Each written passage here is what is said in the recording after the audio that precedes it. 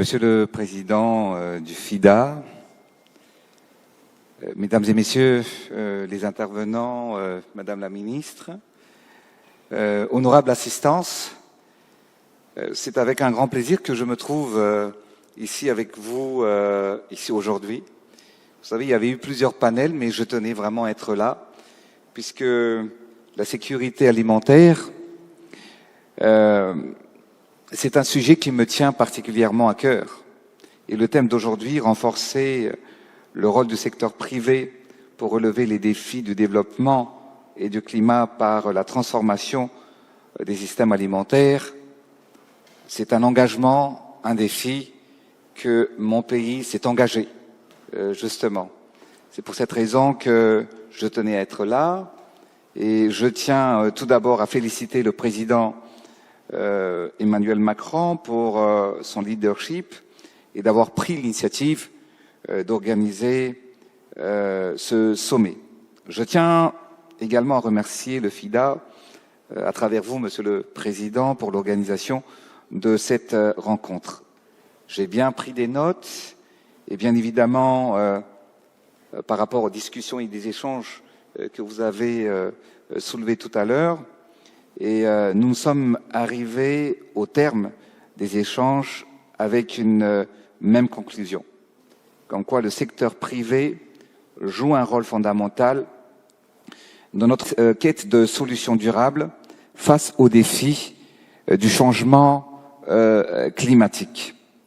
Le secteur privé est aujourd'hui un levier d'action vers la croissance économique portée par la création d'emplois et de l'innovation. Il est donc crucial de renforcer et de structurer la collaboration entre le secteur privé et l'État pour permettre une transformation durable de nos systèmes alimentaires. Comme je le disais toujours, que un bon père de famille, c'est celui qui sait nourrir sa famille. Et un bon président, c'est celui qui sait nourrir sa population. C'est pour cette raison que la chaîne et les acteurs devraient prendre part justement aux défis, aux objectifs que nous nous sommes fixés.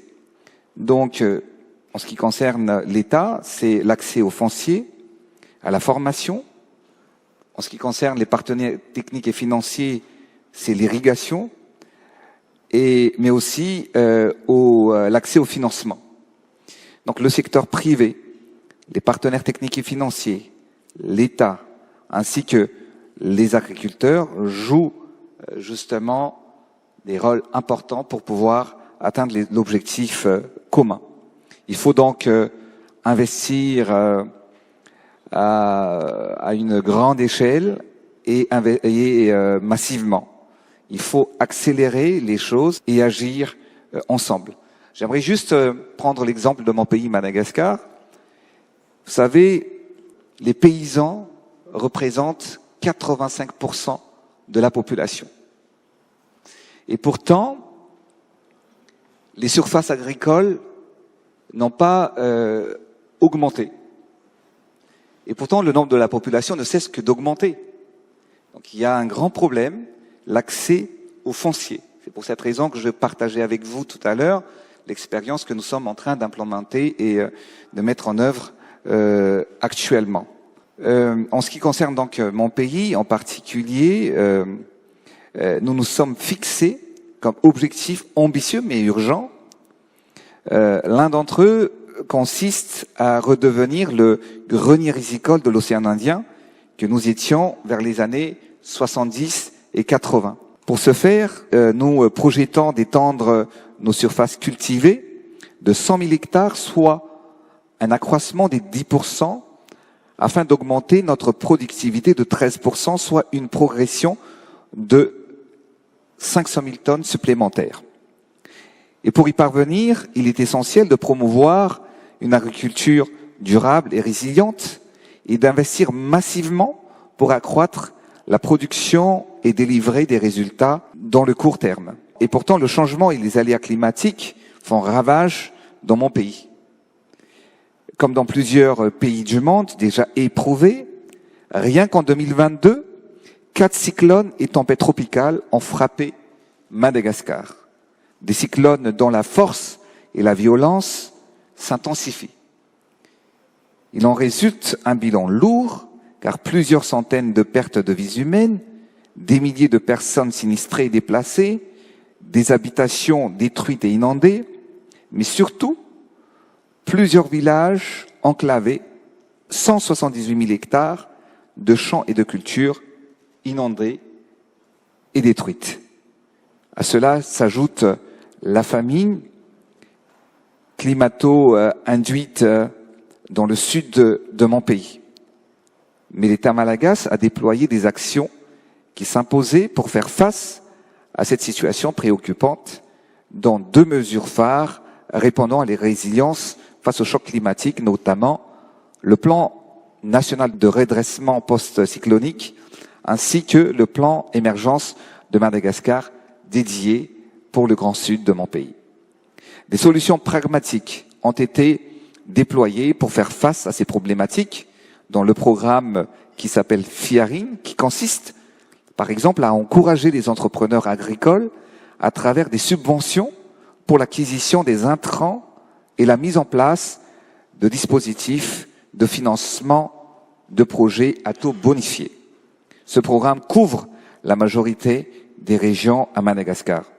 Nous mettons également l'accent sur la formation des femmes et des jeunes dans ce secteur avec la mise en place de nos centres de formation agricole présents dans plusieurs régions de la Grande Île et le démarrage récemment d'une formation de masse incluant les métiers agricoles. L'urgence du déploiement des solutions pragmatiques nous a poussé à développer des projets clés en main, appelés titres verts, qui octroient une parcelle de terrain de 1 hectare aux jeunes agriculteurs. Ces titres comprennent une étable et une vache laitière pour l'élevage, du matériel agricole et un système d'irrigation goutte à goutte pour que leur surface de culture, et cela pour leur permettre d'avoir un revenu confortable et un circuit court d'accès au marché pour écouler leur production. La contribution du FIDA à travers le programme FormaProd impacte aujourd'hui plusieurs milliers de jeunes agriculteurs. Mesdames et messieurs, honorables assistances, l'État malagasy est à pied d'œuvre pour créer un environnement favorable aux investissements privés dans le secteur agricole. Cela passe par des mesures incitatives. Entre autres, la simplification et la digitalisation des procédures administratives et la promotion de l'accès au foncier. Le secteur privé joue donc un rôle clé dans le développement du secteur agricole afin de lutter contre la pauvreté, la famine et atteindre la sécurité alimentaire. C'est ainsi que j'invite activement les acteurs du secteur privé à contribuer à cette transformation durable. Avec nos 38 millions d'hectares de terres arables, Madagascar affiche un potentiel agricole considérable. L'expertise, les investissements et la capacité d'innovation du secteur privé sont essentiels pour relever ces défis. Et l'État malagasy accompagnera l'engagement des acteurs du secteur privé pour atteindre ensemble des objectifs de croissance verte en réponse aux besoins alimentaires croissants à l'échelle planétaire. Et c'est ensemble que nous pouvons bâtir un système alimentaire résilient, durable et inclusif, clé de voûte de la sécurité alimentaire pour tous. Pour conclure, je tiens à remercier ma gratitude au FIDA, représenté par vous-même, monsieur le directeur général, pour votre soutien dans la promotion du développement agricole à Madagascar. Je remercie également tous les participants, vous, les experts et les partenaires présents pour ces échanges, pour leur engagement en faveur de la transformation de nos écosystèmes alimentaires. Bon, je voudrais conclure pour dire que nos réflexions doivent se transformer en action et en travaillant main dans la main, en renforçant la coopération entre le secteur privé et le secteur public, nous pouvons surmonter les défis du développement et du climat à travers une agriculture intelligente dans le respect de la préservation environnementale. Je vous remercie de votre aimable attention.